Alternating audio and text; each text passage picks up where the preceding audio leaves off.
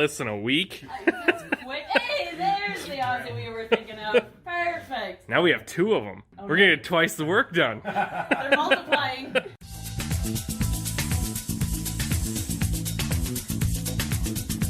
Trying to mix it up. Very proud of you, you know? Thank you. The more custom builds here, this is one where we were hoping to maybe put a background in for that guy. Yep.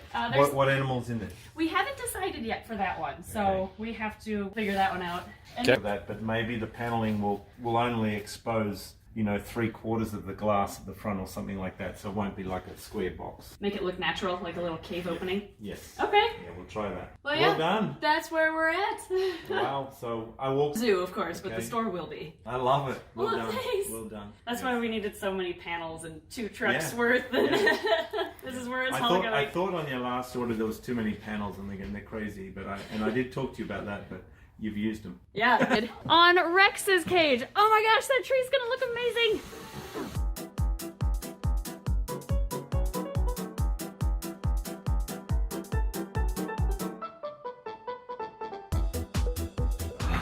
Sand painting. Good. How's it going back here? Good. It's just every time we turn around, 4 more staples pop out of it. I know those staples. Yeah, they're the bane of our existence here. And Dave is working on some sand painting as well. He's doing all the tall spots because he's the tall.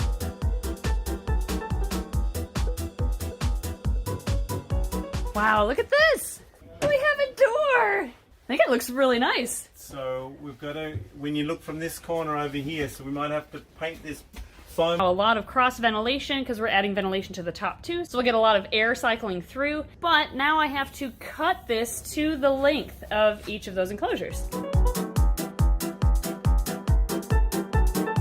Oh yeah, I forgot to mention this out here in the wind, which will be interesting, is actually transforming these 2x4 pillars into telephone poles, or like old weathered trees, like columns that you can walk through as you enter the building. Or according to Stuart, they're telegraph poles. Telegraph so old, and we've taken molds of those and we've turned them into flexible skins. Perfect. Okay, so we're going to, because this is undercover, we're going to use these concrete cardboard tubes. We're going to cut that, wrap it around the pole, and then we're going to staple that onto this, and 3 different timbers all screwed together. Yeah, that makes sense. It'll be a lot better using that as our base instead of a square.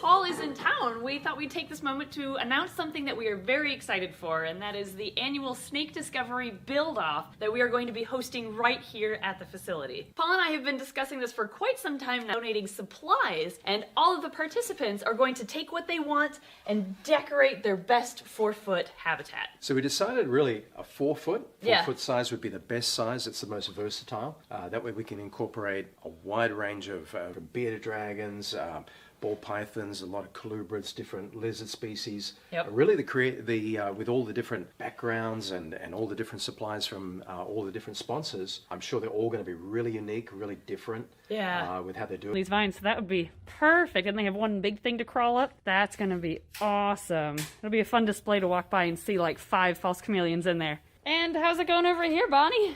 Going well. Oh, good. Disguising staples. Oh, you're onto the staples. Here, so it really looked like you're walking through That's a great idea. the forest.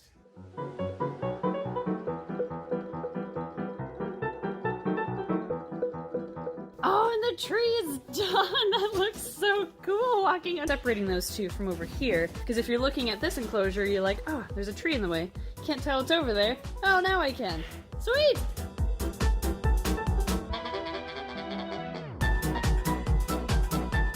So Paul is from getting out through the ventilation holes. So once that's on, our glass guys are also here. Jim, the glass guy, and Cody, the glass guy. They are kind of sandwiching the rest of the screen on. They're wrapping it around the ventilation before putting the track down for the glass on top. So it's kind of a multi...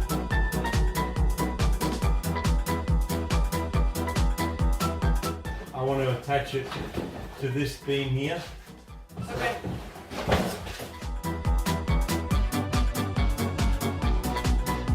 So we're going to try and like tie up as many loose ends as possible, finish as many projects as we can before they take off, because they're such wonderful help. We also have our friends John and Angie here today. They are helping us out, and we've had friends here like throughout the week, so thank you guys so much for helping us. Well, this is what we did, yes? Yeah, That's that's work lights in here. Yeah, they're work lights, not filming lights. So These we'll last... turn these off.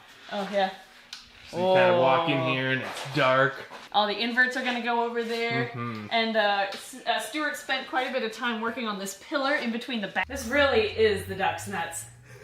You really realize how Australian you sound now? Oh no! Oh no! I'm turning Aussie! You are. Well, here are some of the plants I have ordered to help kind of decorate the outside of the enclosure. Got the tree and that awesome vine. And over here we have, I actually pulled out a couple signs. I'll get to that in a second. Oh, we have a Mandy. Whoop, there she goes. She's so elusive, man. Stuart actually decorated the top of the cave beautifully. Oh, and there he is. Well, it'll make it look like it's wet. So Stuart's gonna show us how to do that next. While we're playing chemists over here. Stuart is applying moss to our future false chameleon enclosure. One of the best things to do is to turn a wall that you've created well, and then it will look amazing. And some ferns, cut some little holes, put some ferns into the side. Wow. It stays looking wet, which is this is the trick to it, just making it look, I mean, like the scenic artists do with look good, then go back over it or change it or put a plant over it or something. So just relax and have fun. Typically moss is growing up from the damp earth first. If it is in a rainforest, it's everywhere, but depending on an exhibit, if it's a drier environment, the foam's cured a bit. So I think it's now time with you to give it a burl. Okay. And put some moss on there. Okay, so how much moss do I need? Just a sparrow's fart? Yeah, too right, that'll be great.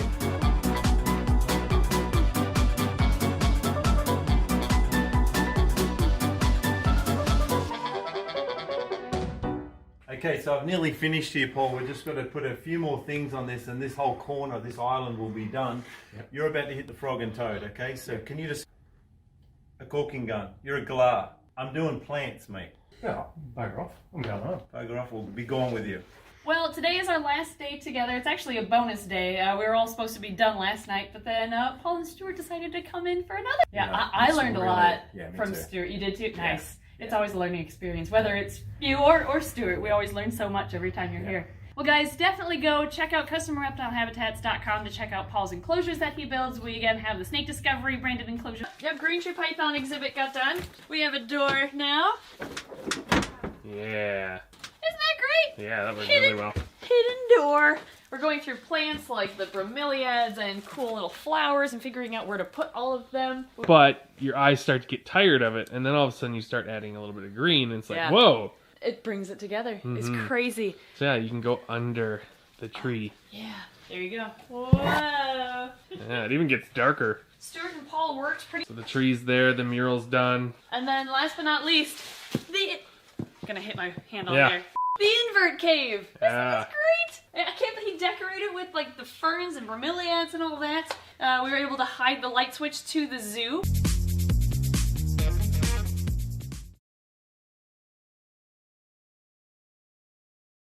This morning, and I appreciate that. I do appreciate that. They've just all come here to be here and just welcome me back home. We ended up catching 69, and I filleted 20 crappie. I think we caught probably see me. Come over here to see me. Saw me over here talking and said, I better come over here and talk. That's Forrest over there, isn't it? Yeah, that's Forrest over there. And Jenny gonna come give me a little sugar. She says, Jimmy, where have you been? Where's Miss Chris? Well, it is Thursday morning. It is a very cold Thursday morning. And we got about an inch of rain out of this rain, which is very, very good. Deer, you know, pretty much everywhere this morning. They're waiting on me to throw water out. The reason I say that is our water is off. I got ready to, I didn't really, she might have locked her in the building. Of course, the only bad part about that, she'll be fine in the building. The only bad part about that Looks like Apache filled the feeder up.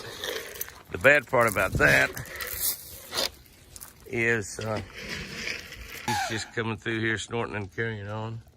But no Lucy, and that is not good. There's another deer way off out there.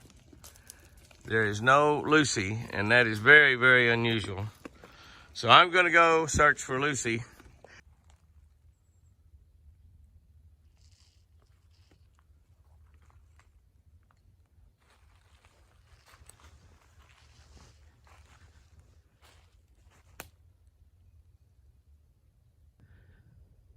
But we've lost Lucy. And so ends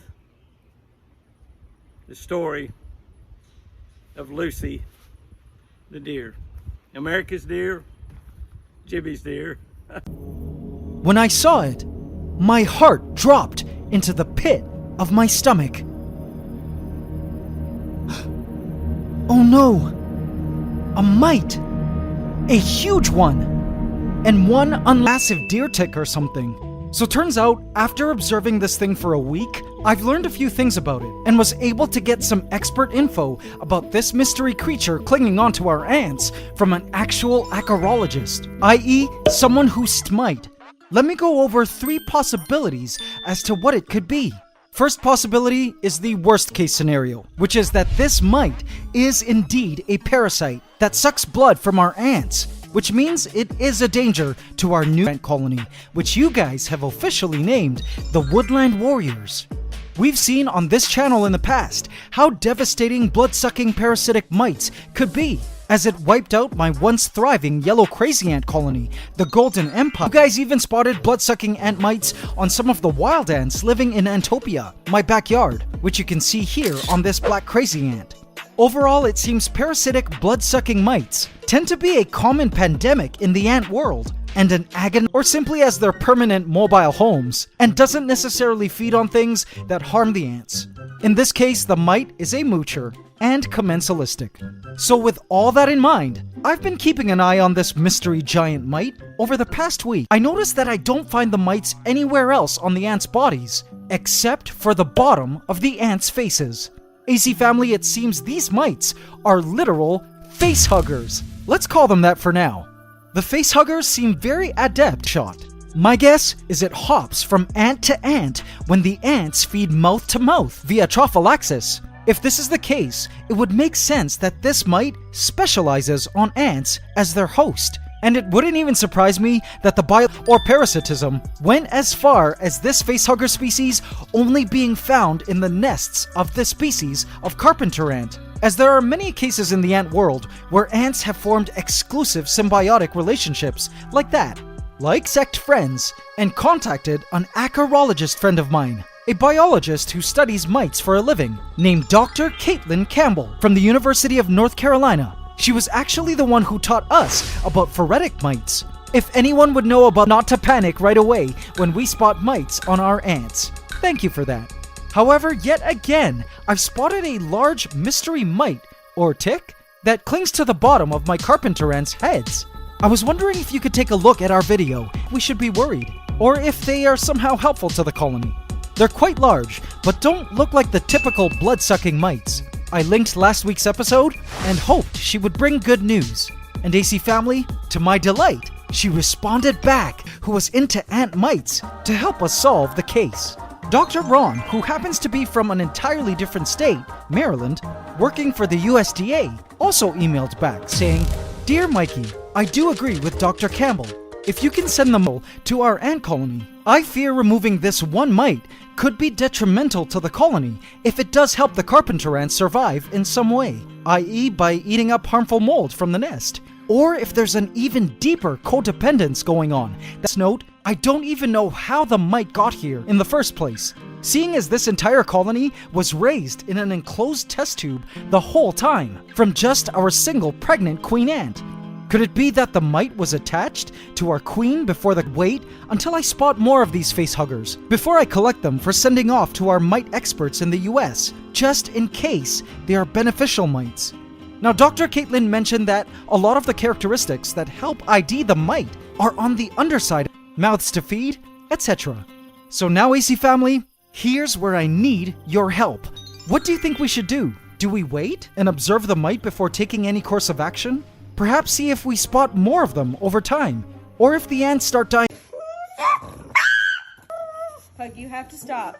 It's okay. Pug. Pug. Chill. Okay?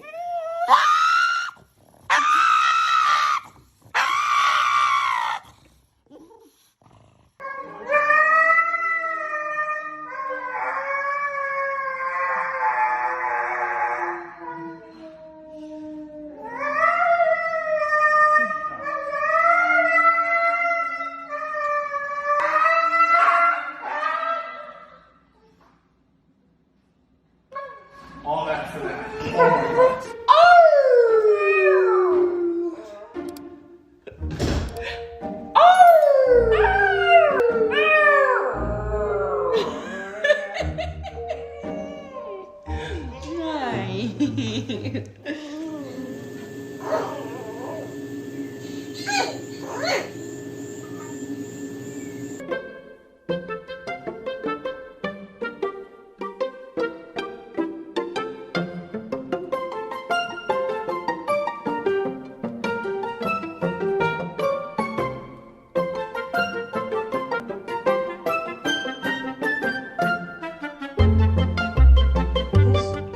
You want chicken?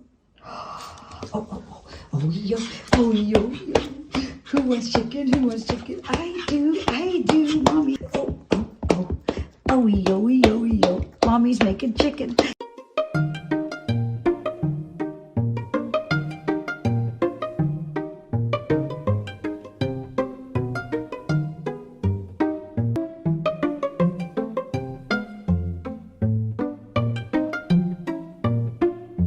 You can't hurt them. You can't hurt them. They can't play like that right now. You gotta be sweet. I know. Temper tantrum. All I'm saying is don't give me attitude.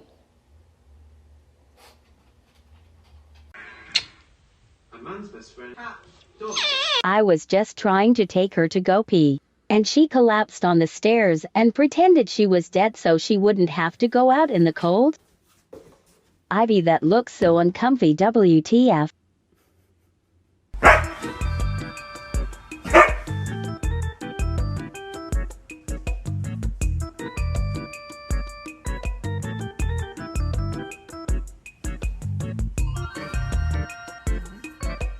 Attic. Bang!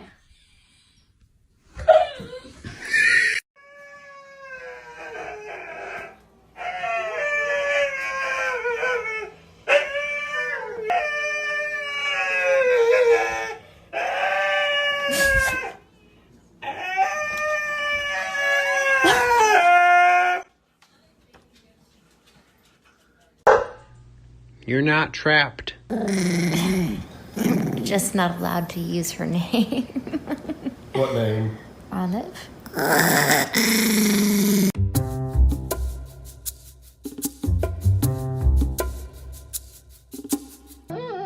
No scratches. You're being dramatic. Well, Teddy just locked me out of my car, and look, he's looking at me like, do I know you? If you're ready for...